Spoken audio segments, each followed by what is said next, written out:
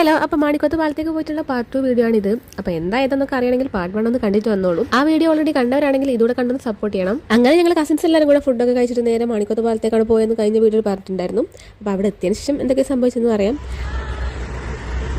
അങ്ങനെ ഞങ്ങൾ നട്ടപ്പതിരക്ക് അവിടെ ഒരു സ്ട്രീറ്റ് ലൈറ്റ് പോലും ഉണ്ടോ എന്ന് നോക്കാണ്ട് നേരെ അങ്ങോട്ടേക്ക് വിട്ടു.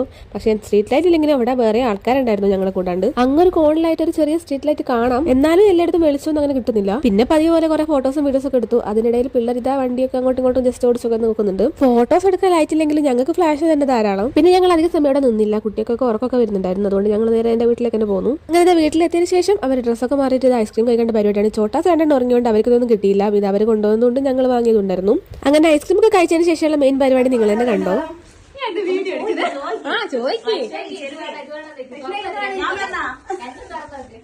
അല്ല, ഇത് കണ്ടിട്ട് നിങ്ങൾക്ക് എന്താ തോന്നുന്നത്? ഇവർക്ക് എല്ലാവർക്കും കൂടെ അവിടെ എത്തിയപ്പോൾ ടെക്സ്റ്റൈൽസ് പോയ പ്രതീതിയായിരുന്നു സംഭവം. ഈ വീഡിയോ ഞാൻ അവർ അറിഞ്ഞുകൊണ്ട് തന്നെ എടുക്കുവാണെങ്കിലും അതിന്റെ മുന്നേ ഞാൻ എവിടെയോ പോയി അകത്തേക്ക് എത്തിയപ്പോൾ രണ്ടാവസ്ഥ ഇതായിരുന്നു. അതുകൊണ്ടാണ് ഞാൻ വീണ്ടും അത് ഷൂട്ട് ചെയ്തത്. അതിനിടയ്ക്ക് ഞങ്ങൾ കഥയൊക്കെ പറഞ്ഞിങ്ങനെ ഇരിക്കുന്നുണ്ട്. സമയം ഏകദേശം 12 മണിയൊക്കെ ആവാനായിട്ടുണ്ട്. പിന്നെ ഇതാ പിള്ളേരും ഉറങ്ങിയിട്ടില്ലായിരുന്നു. പിന്നെ ഇതാ ഈ ഒരു കലാപരിപാടി റീലെടുക്കാനാണ്, വേറൊന്നല്ല. നട്ടപ്പാതിരൊക്കെ 1 മണി മുതൽ 2 മണി വരെ ഇത് തന്നെയായിരുന്നു പരിപാടി.